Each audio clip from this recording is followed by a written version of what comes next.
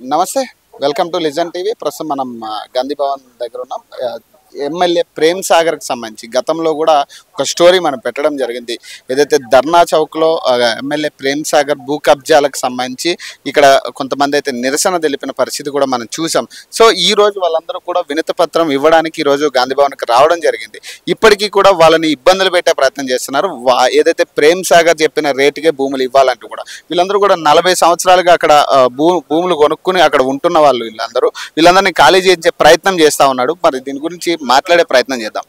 So మీ lands కోసం అంటే గతం నుంచి కొట్లాడుతూ ఉన్నారు. మొన్న ఏదైతే ధర్నా చౌక్లో కూడా ధర్నాకు దిగిన పరిస్థితి, మరి ప్రేమ్ సాగర్ నుంచి ఏమన్నా సానుకూలన వచ్చిందా లేకపోతే ఏంటి పరిస్థితి, ఎట్లా ఉంది, ఏం అడుగుతున్నాడు? ధర్నా చౌక్ లో ధర్నా చేసినందుకు కూడా వాళ్ళ అడ్వకేట్ గారితో మా మీద ఇది దొంగ ధర్నా అని చెప్పేసి కేసు జరిగింది సార్. మేము సెంట్రల్ డీసీపీ గారు ఆకాంక్ష యాదవ్ గారి దగ్గర పర్మిషన్ తీసుకొని వాళ్ళు చెప్పిన రూల్స్ అండ్ రెగ్యులేషన్ ప్రకారం ఉదయం 10 గంటల నుంచి 2 గంటల వరకు మాకు ధర్నా పాయింట్ లో 200 మందికి వాళ్ళు పర్మిషన్ ఇచ్చింది. అది లిఖితపూర్వకంగా ఇచ్చింది. అది మేము దాన్ని ఏమీ ఎప్పుడు కూడా ఎవరికైతే బ్లఫ్ చేయాలంటే మాకు అవసరం లేదు. ఎందుకంటే మా దగ్గర ఉందంతా senior citizens plus ex service మ్యాన్లు, వాళ్ళంతా ఒకటే కోరుకుంటున్నారు, మనము నీతిగా నిజాయితీగా ఉందాము, ధర్మ పోరాటం చేద్దాము, ఇన్ని రోజులు చేసాము ఇంకా చేద్దాం అనే దూరంలో ఉన్నారు. అంతేగాని ఈ రోజు కూడా మేము నీట్గా మినిస్టర్ గారు వచ్చే 3 సార్లు వచ్చిపోయినాం గాంధీ భవన్ కి. ఇక్కడి వరకు 3 సార్లు వచ్చినాయి. ఈ రోజు మాకు ఎమ్మెల్యే గారు మినిస్టర్ గారు అపాయింట్మెంట్ దొరికింది. ఈ రోజు మేము అందరం కలిసి కలవడం జరిగింది. లోపల వినతి పత్రం ఇచ్చిర్రా, ఏంటి పరిస్థితి? మంత్రి గారికి ఇచ్చాము, సానుకూలంగా స్పందించారు. కోటిరెడ్డి గారు, మీ అసోసియేషన్ సభ్యులు, మీ ఫ్లాట్ ఓనర్ అందరికీ న్యాయం చేస్తాము, మీరు ఇబ్బంది పడకుండా చేస్తాము, మన గవర్నమెంట్ ఉందే ప్రజల కోసము అని చెప్పేసి సానుకూలంగా మాట్లాడడం జరిగింది సార్. అవసరం ఉంటే ఇంటికి రండి, ఇంకా కూర్చొని మాట్లాడదామని చెప్పారు తుమ్మల నాగేశ్వరరావు గారు, అగ్రికల్చర్ మినిస్టర్ గారు. చాలా బాగా రెస్పాన్స్ ఉంది. ఎమ్మెల్యే స్థాయి వ్యక్తి సామాన్యుల ల్యాండ్ మీద ఎందుకు పడ్డాడు అంటే దేని వల్ల? డబ్బు సార్. రాష్ట్రంలో భూముల రేట్లు విపరీతంగా పెరిగిపోయినాయి. ఆ విపరీత ధోరణి, ఒక విపరీత ధోరణి అనేది అనర్థాలకి వినాశనం అని చెప్పేసి సామెత ఉంది. ఆయన ఇంకా ఉన్నాయి కదా, వీళ్ళు ఏం చేస్తారులే, నేను ఒక పెద్ద ఎమ్మెల్యేని, ఎమ్మెల్సీని, గతంలో అధికారులు కాబోయే మంత్రి గారిని, నాకు విద్యాశాఖ మంత్రి వస్తుంది అని చెప్పేసి మీ పేపర్ల ద్వారా టీవీల ద్వారా మేము చూస్తున్నాం సార్. అది మా తప్పు కాదు, ఆయనకు వస్తుందని చెప్పట్లే. ఆయన మన ప్రచారాన్ని, పబ్లిక్ ప్రచారాన్ని మేము చెప్తున్నాం, ఆయన అభిప్రాయం చెప్తున్నాం, మేము మా అభిప్రాయాన్ని. ఆయనకి ఏదొచ్చినా మాకు సంతోషం సార్, కానీ పేదవాళ్ల భూమి జోలికి రాకుండా ఉండాలి. మేమందరం సామాన్యమైన వ్యక్తులు. రాళ్లు కొట్టుకుంటాడు, ఇస్త్రీ వేసుకుంటాడు. ఒక మేడం అయితే ఇప్పటికి కూడా బేగం అని చెప్పేసి అల్లం వెల్లిగడ్డలు అమ్ముకుంటారు సార్ ఆడవాళ్ళు. ఆ రోజు నుంచి మేము కూడా దౌర్జన్యాలు చేసేదో, మేము అల్లం వెల్లిగడ్డలు అమ్ముకోవాల్సిన పరిస్థితులు ఎందుకుంటారు?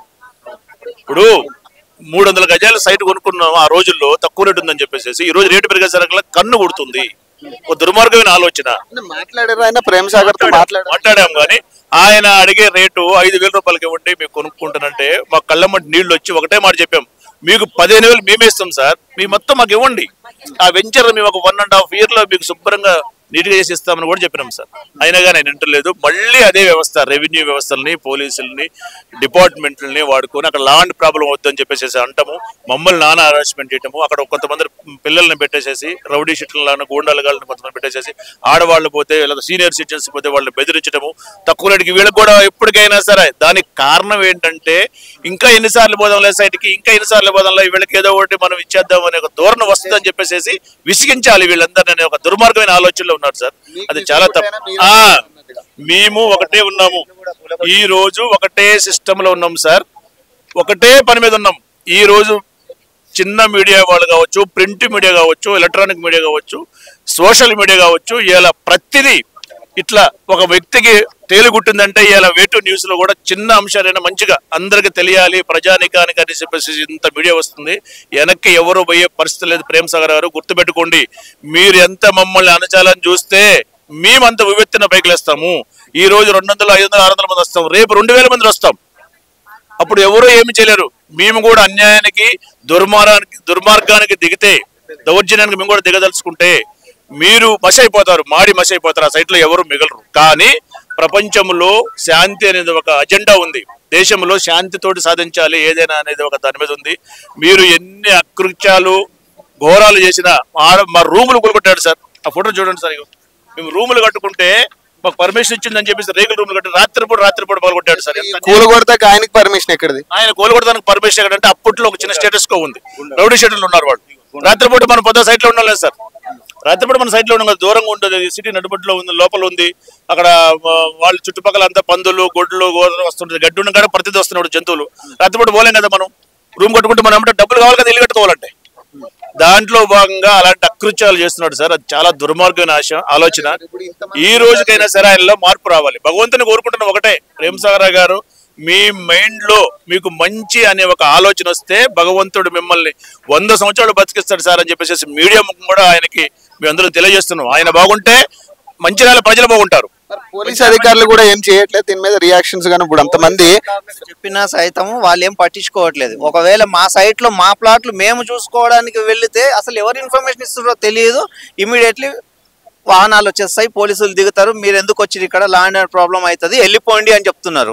ఎందుకు మా ప్లాట్ మేము ఓనర్స్, మాది మేము చూసుకోవడానికి వస్తే ల్యాండ్ ప్రాబ్లం ఏమొస్తుంది? ఫ్యామిలీస్ ఉండే ఏరియాలో ఇంతమంది గుండాలు ఏం చేస్తున్నారు? వీళ్ళందరూ ఏం చేస్తున్నారు అంటే వాళ్ళని క్వశ్చన్ చేయడం విడిచిపెట్టి మమ్మల్ని క్వశ్చన్ చేస్తారు ఈ పోలీసు వాళ్ళు. ఈ పోలీస్ వ్యవస్థను మేనేజ్ చేస్తూ వీళ్ళందరినీ మొత్తం ఇక డబ్బులు ఇస్తున్నాడా ఏం ఇస్తున్నాడు మాకు సంబంధం లేని విషయం, వాళ్ళని మేనేజ్ చేస్తూ మమ్మల్ని బెదిరిస్తున్నారు. అక్కడ ప్లాట్లు మావి, ఓనర్స్ మేము మా ఫ్యామిలీస్తో వెళ్తే అక్కడ నిలువు నీడ ఉన్న 1-2 ఇండ్లను కూడా మొత్తం రేకుల ఇండ్లు కూడా మొత్తం కూలగొట్టింది కాకుండా అక్కడ రౌడీ షీటర్లను పెట్టి మా ప్లాట్లకు మమ్మల్ని పోనీయకుండా పోలీస్ వ్యవస్థతో మేనేజ్ చేస్తున్నాడు.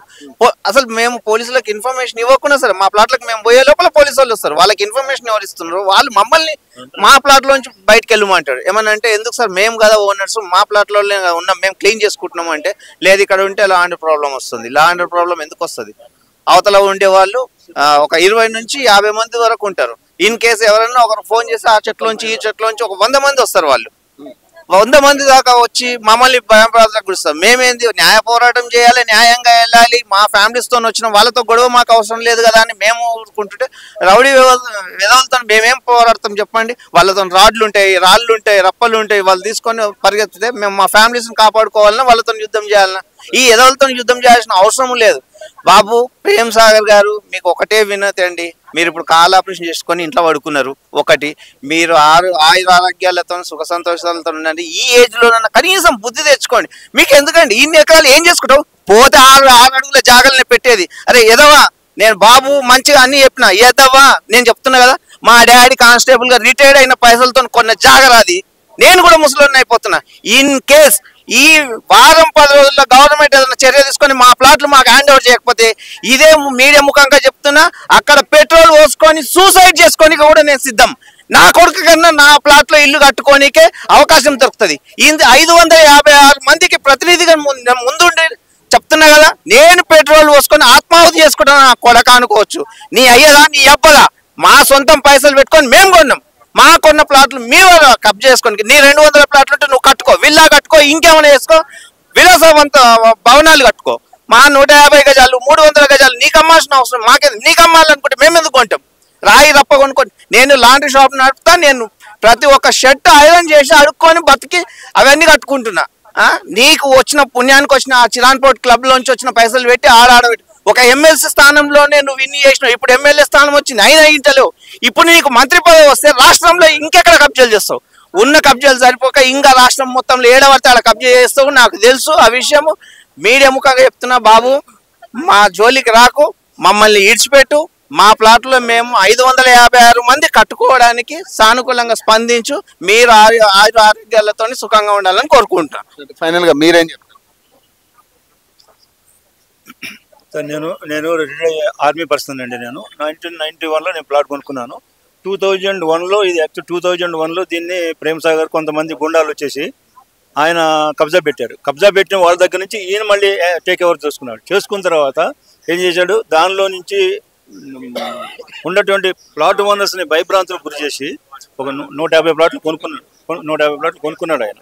కొనుక్కున్న తర్వాత ఏం చేశాడంటే ఇప్పుడు కొనుక్కొని మరలా ఎప్పుడైతే ఈయన దొంగ డాక్యుమెంట్లు పెట్టి పుట్టించాడు.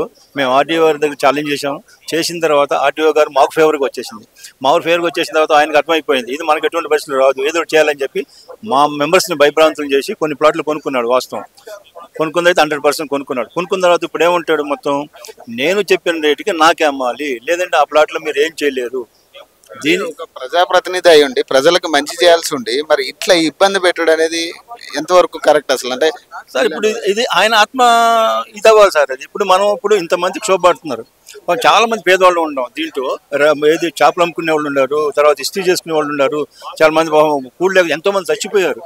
అటువంటి ఒక ప్రజాప్రతినిధి అయి ఉండి మళ్ళీ అంతమంది ఎమ్మెల్సీ ఉండవు. ఓకే, ఇప్పుడు ప్రజాప్రతినిధి అయి ఉండవు ఉండి నువ్వు మాకు హెల్ప్ చేయాల్సింది పోయి నువ్వే ఇట్లా కబ్జాలు పెట్టి ఇది చేసి ఇట్లాగే ఇచ్చేసి భయభ్రాంతులు చేసి దాంతో గుండాలను పెట్టి అక్కడ ఇది చేస్తున్నావు అంటే మరి మేము ఇంకేం చేయాలి? ఎవరు చెప్పుకోవాలి? అధికారులు కూడా పట్టించుకునే వాళ్ళు లేరా? అధికారులు అంటే మేము పోలీసుల దగ్గరికి వెళ్తే ఏమంటున్నారు వాళ్ళు, మేమేం చేయం సార్, మాకు పైన పెట్టుకోండి, ఎందుకంటే మేము సరి చేసిన వాళ్ళం కదా సార్. పైన ప్రశ్న అంటే మాకు ప్రాబ్లం తెలిసి ఎట్లుంటాయో. మేము సైట్లోకి వెళ్తాం, అన్నీ ఉన్నాయి మీకే, ఎక్కడికి వెళ్ళినా కూడా ఇదే చెప్తారు సార్, మాకు అన్ని మీయే, కానీ మేమేం చేయలేం, మాకు ప్రశ్న ఉంది పైనుంచి, ప్లీజ్ మీరు వెళ్ళబాకండి. వాళ్ళు వచ్చి ఇదేమంటలేదు, మేము కేసులు పెడతా ఉంటలేదు, ఇదేమంటలేదు, రిక్వెస్ట్ చేస్తారు వచ్చి, మాకు ప్రశ్న వస్తుంది సార్ కాబట్టి మీరు ప్లీజ్ దయచేసి ఇచ్చేయండి, మమ్మల్ని కూడా కొంచెం ఇచ్చేయండి, కన్సిడర్ చేయండి అన్నట్టుగా మాట్లాడతారు. కానీ మమ్మల్ని అయితే ఎవరు ఏం బాధ పెడతలేదు. కానీ ఏం చేస్తాం సార్ మేము, మరి తప్పదు కదా. దానివల్ల మేము ఒకటే అంటాం, ఇప్పుడు ఎమ్మెల్యే అయ్యారు, ప్రజాప్రతినిధి, ఇంతమందికి నీకేం తక్కువైందని, నీకు ఇదే కావాలి 500 ఇవన్నీ చూడండి ప్రూఫ్ ఎర్రగొట్టిన రూమ్ జాగాలో ఇల్లు సార్, ఇవన్నీ మేము రూమ్లన్నీ కట్టుకొని దీంట్లో ఉంటుంటే ఇవన్నీ ఎర్రగొట్టారు చూడండి. ఇదిగో ఎర్రగొట్టిన రూమ్లు ఎర్రగొట్టారు. ఇది చూడండి, చెట్లు కొట్టేశారు సార్, పచ్చని చెట్లు. మరి దాని చూడండి ఇదిగో ఎర్రగొట్టేసినాయి. టాయిలెట్ సార్ ఇక్కడ చూడండి, లేడీస్ టాయిలెట్ కట్టుకుంటారు, టాయిలెట్ కూడా పడగొట్టారు. టాయిలెట్కి వెళ్తే ఈ పర్మిషన్ ఎవరు ఇచ్చారు మరి ఆయనకి? మీ ఇళ్ళలోకి వచ్చే వాళ్ళు సార్ ఎల్ఆర్స్ కట్టుకున్నాము, జిహెచ్ఎం నుంచి పర్మిషన్ ఉంది మాకు, ఆ బిల్డింగ్ పర్మిషన్ ఉన్నాయి, అన్ని ఉన్నాయి, ఉన్నా కూడా మమ్మల్ని అదే చెబుతుంది గుండాలను పెట్టి అక్కడ మేము భయభ్రాంతులు చేస్తున్నాడు. మేము సైట్లోకి వెళ్ళామనుకోండి, ఒక 100 మంది గుండాలు ఉంటారు, ఆల్రెడీ వచ్చేసి ఏం చేస్తారు, మా మీద ఏమంటే పోలీసులు ఫోన్ చేస్తారు, పోలీసులు వచ్చి ఏమంటారు, లా అండ్ ఆర్డర్ ప్రాబ్లం వచ్చింది కాబట్టి ప్లీజ్ ఇక్కడ గొడవ చేయబాకండి వెళ్ళిపోండి అంటారు. ఎక్కడికి వెళ్ళాలి సార్? మేము ఆల్రెడీ అన్ని క్లియర్గా ఉన్నాయి, మాకు ఏం కేసులు లేవు, ఏం కేసులు అని ఉంటే అట్టా కనుకోవచ్చు, కేసులు కూడా లేవు, అన్ని క్లియర్ అయిపోయినాయి, అంత ముందు ఉండి క్లియర్ అయిపోయినాయి. ఎల్జీసీ అన్నారు, అది కూడా క్లియర్ అయిపోయింది, ఏం కేసులు ఇప్పుడు మా మీద. మేము వెళ్ళి సైట్లో వర్క్ చేసుకుంటే దానిమంటే 100 మంది గుండాలు వస్తారు కావాలని చెప్పి వాళ్ళు పోలీసులు ఫోన్ చేస్తారు, దానిమంటే వచ్చేసి వాళ్ళు ఏం చేస్తారు, ఇక్కడ మీకు ఇద్దరు కొట్టుకుంటారు, లా అండ్ ఆర్డర్ ప్రాబ్లం వచ్చింది కాబట్టి ఇక్కడ ఎవరు ఉంటాం వీళ్ళు వెళ్ళిపోండి అని చెప్పి మళ్ళీ ఇదే తంతు, అదే అట్లా నడుస్తుంది సార్. ఇది ఫైనల్ ఇప్పుడు ఏం అడుగుతున్నారు ఇప్పుడు ప్రేమ్ సాగర్ ఏం చెప్తారు? మేము ప్రేమ్ సాగర్ గారికి ఒకటే చెప్తున్నాం సార్, ప్రేమ్ సాగర్ గారు మీరు అయితే మీ ప్లాట్లు ఉన్నాయో ఆ ప్లాట్లు మీయే, మేము కొనుక్కొని మేము దాని జోలిరాం. మీరు 100 అంటారా, 150 అన్నారా, 200 అన్నారా, ఓకే మాకు సంబంధం లేదు, ఏ అయితే కొనుక్కొని మీయే.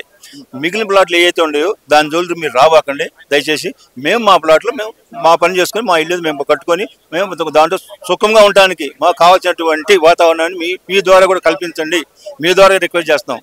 మీడియా ద్వారా మేము ప్రేమ్ సాగర్ గారికి ఒకటే కొట్లాడుతున్నా కూడా ఆయన దగ్గర చలనం కూడా లేదు కదా, ఇంకా పైకి వెళ్ళి బెదిరింపులు కూడా వస్తున్నాయి అంటారు. బెదిరింపులు వస్తున్నాయి సార్. రెండోది యాక్చువల్ మా మెంబర్స్ కొంతమంది వెళ్ళి మాట్లాడారు, పిలిచారు, మాట్లాడారు, వెళ్ళారు. వెళ్తే ఏమంటారు, అంతా అయిపోయిన తర్వాత 5,000కి ఏమని అడుగుతున్నారు. అక్కడ 50,000 60,000 గజం ఉంటే రీజన్గా ఉండాలి సార్. ఇప్పుడు అడిగేదానికి కూడా కొంచెం ఉండాలి కదా. సరే డెవలప్మెంట్ లేదు, ఇప్పుడు అడిగి మొక్కలు ఉండి ఇది ఉంది, సరే సగం రేటు కన్నా ఏం చేయాలి కదా, అట్లీస్ట్ 5,000 అంట.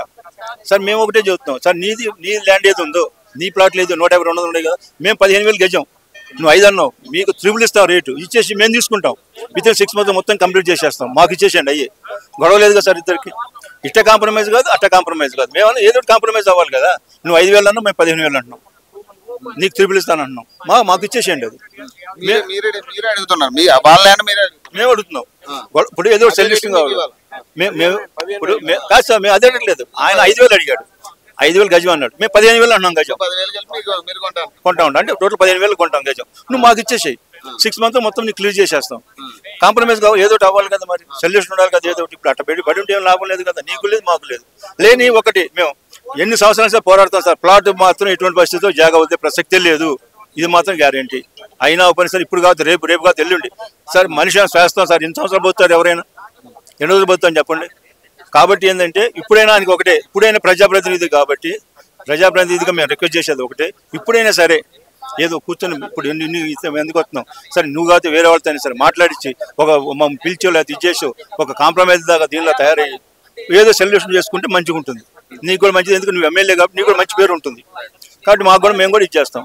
లేదంటారా మీరే పిలిచి మమ్మల్ని మంచిగా చేశారంటే నీ ఫోటోలు పెట్టి మినిస్టర్ గారు మన రేవంత్ రెడ్డి గారు ఫోటో పాలాభిషేకం చెప్తాం అందరితో మేము కావాలంటే, అదే సైడ్లో అదే పాలాభిషేకం చేస్తాం నీకు కావాలంటే. కాకపోతే మాకు రిక్వెస్ట్ ఒకటి మీ తూరు మేము తెలియజేసేది ఒకటే, ఏదో సొల్యూషన్ చూడండి. దీనికి ఇంతమంది సఫర్ అవుతున్నారు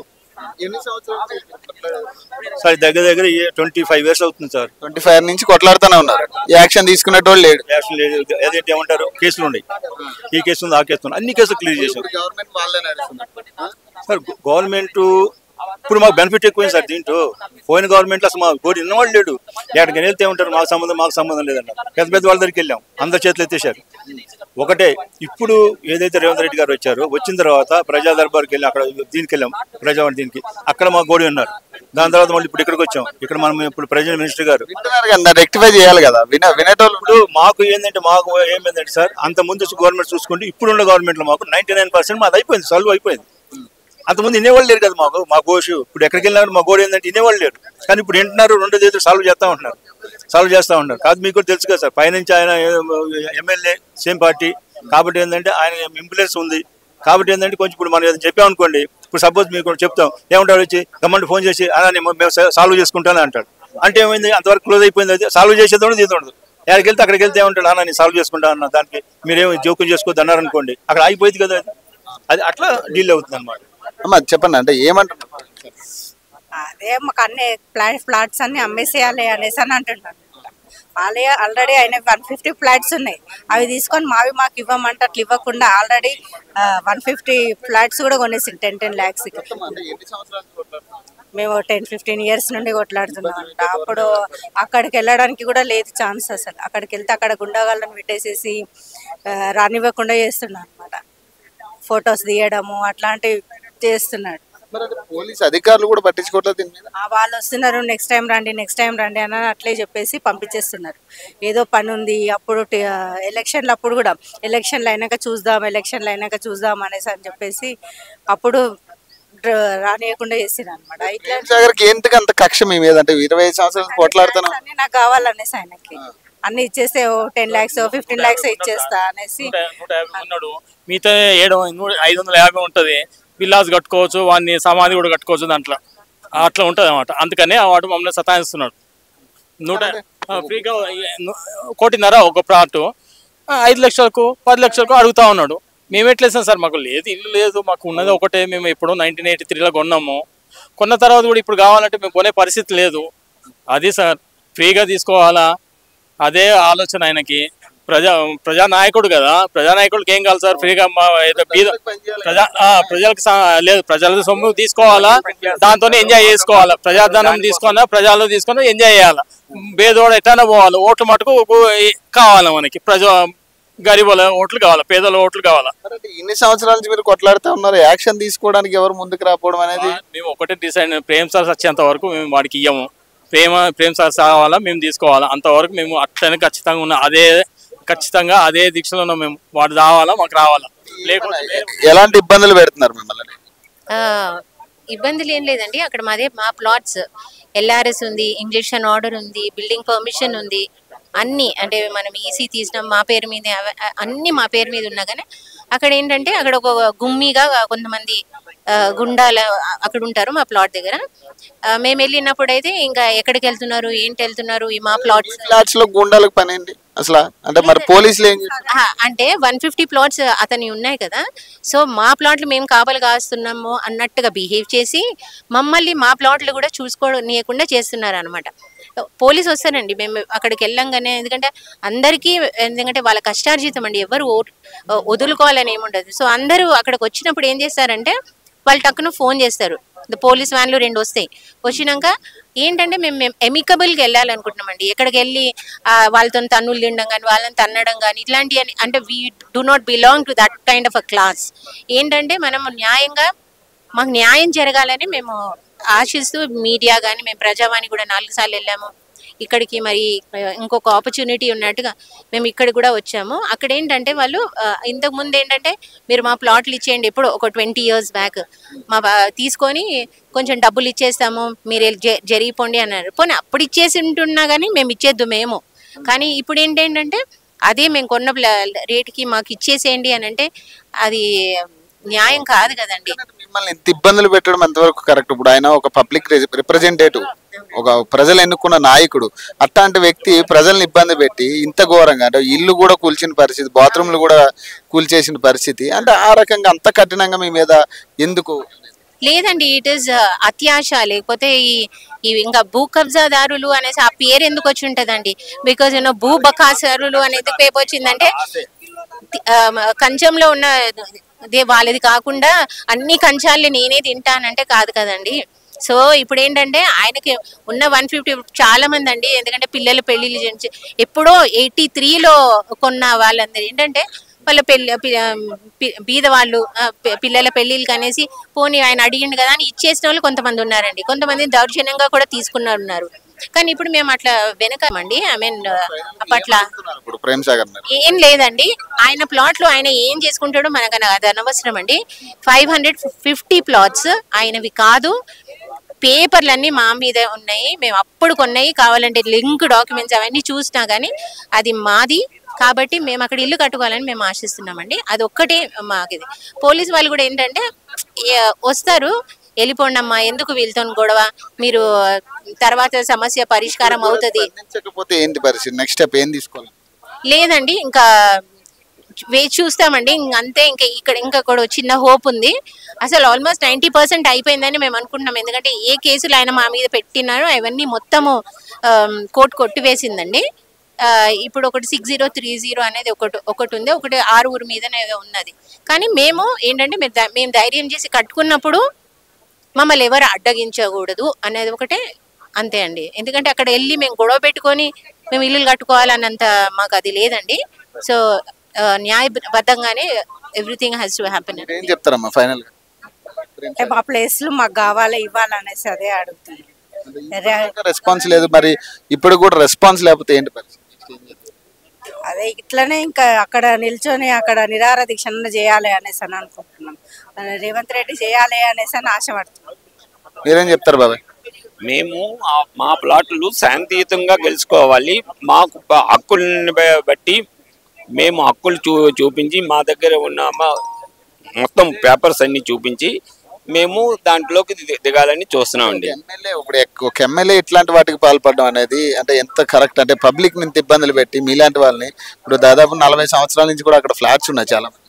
ఇది చెప్పడం బాగోదు, కానీ ప్రజలకు అందరికీ తెలిసిన విషయం.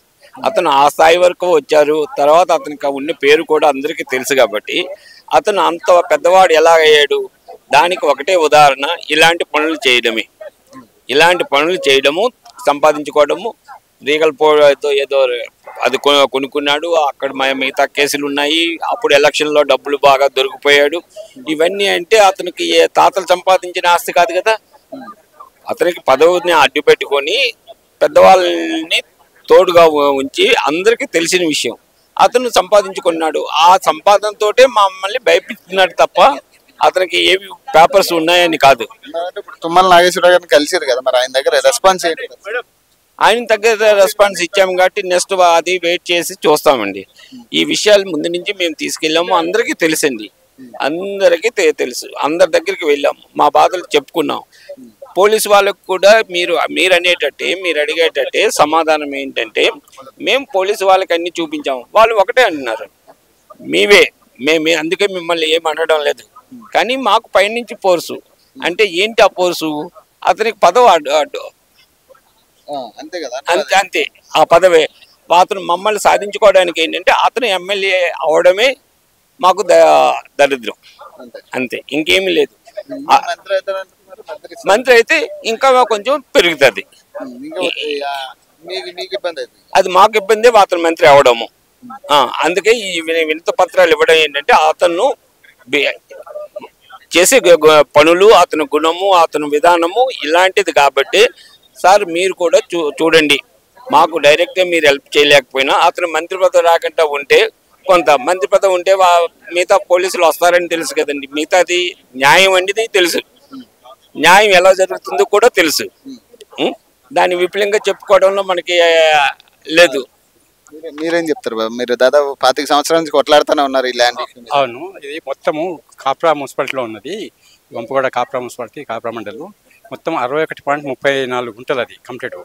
అయితే దాంట్లో ఒరిజినల్ ల్యాండ్ ఓనర్ ఎవరైతే శంషాబాద్ సత్తయ్య అని చెప్పేసి ల్యాండ్ ఓనర్, ఆయన 1971లో కాప్రా పంచాయతీ గ్రామ పంచాయతీ నుండి లేఅవుట్ పర్మిషన్ తీసేసుకొని దాంట్లో 706 ప్లాట్లు చేసేస్తే అందరూ ఈ మెంబర్స్ అంతా ఎక్కడెక్కడో ఆ 700 ఎవరు ఇండివిజువల్గా కొనుక్కొని చేసిన తర్వాత మధ్యలో 2000 సంవత్సరంలో ఈ ప్రేమ్ సాగర్ రావు అక్కడ ఎంటర్ చేసి ఒక 10 ప్లాట్లు అక్కడ కొనుక్కున్న తర్వాత ఏం చేసిందంటే, నా ప్లాట్లకు నేను సెక్యూరిటీగా పెట్టుకుంటా అని కొంతమంది గూండాలను అక్కడ తీసుకొచ్చి సెక్యూరిటీ పేరులో అక్కడ పెట్టేసేసి, మా ప్లాట్ ఓనర్స్ ఎవరైతే మేము ప్లాట్ చూసుకుందామని చెప్పేసి అక్కడ వెళ్ళినప్పుడు మమ్మల్ని ఎవరిని అక్కడ రానియకుండా భయపెట్టడము. ఇదంతా మొత్తం ప్రేమ్ సాగర్ రావు కొనుక్కున్నాడు, ఇది ఆయనదే ల్యాండు, మీరు ఇంట్లోకి వచ్చేస్తే చంపేసేస్తాడు. ఆ రకంగా బెదిరింపులు స్టార్ట్ చేశారు.